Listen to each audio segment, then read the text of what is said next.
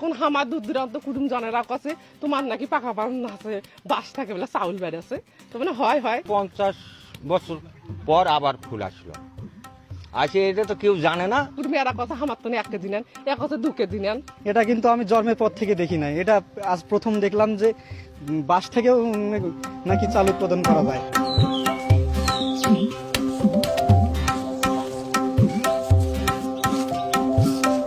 দিনাজপুরের ফুলবাড়ী উপজেলার পাকাপ্রাণ গ্রাম। স্থানীয় সাঞ্জুরায়ের বাড়িতে মানুষের ভিড়। বাড়ির পাশে ঝাড় থেকে বাঁশের বীজ সংগ্রহ করছেন তিনি। সেই বীজ পানিতে ধুয়ে পরিষ্কার করে রোদে শুকাচ্ছেন। এরপর সেগুলো ধানের হাস্কিং মিলে ভাঙাবেন, যা থেকে হবে চাল।